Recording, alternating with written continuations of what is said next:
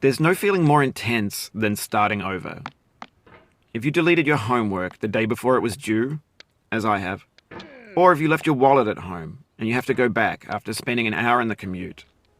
If you won some money at the casino and then put all your winnings on red but it came up black. If you got your best shirt dry cleaned before a wedding and then immediately dropped food on it. If you won an argument with a friend and then later discovered that they just returned to their original view.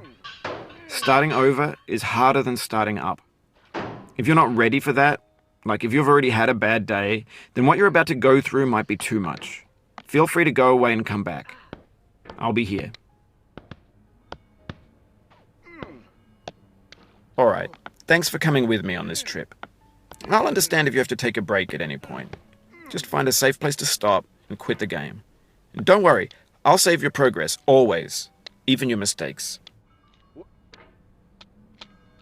This game is a homage to a free game that came out in 2002, titled Sexy Hiking. The author of that game was Jazuo, a mysterious Czech designer who was known at the time as the father of B games. And B games are rough assemblages of found objects.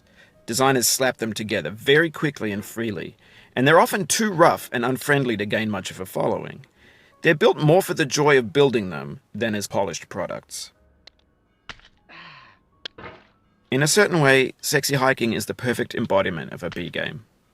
It's built almost entirely out of found and recycled parts, and it's one of the most unusual and unfriendly games of its time.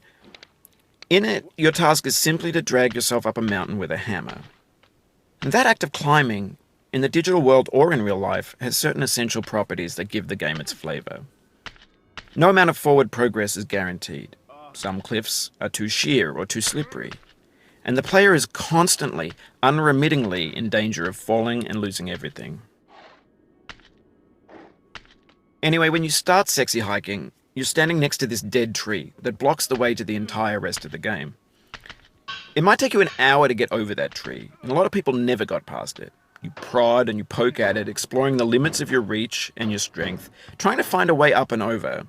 And there's a sense of truth in that lack of compromise.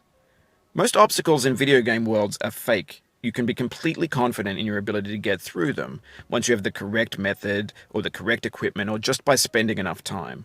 In that sense, every pixelated obstacle in Sexy Hiking is real.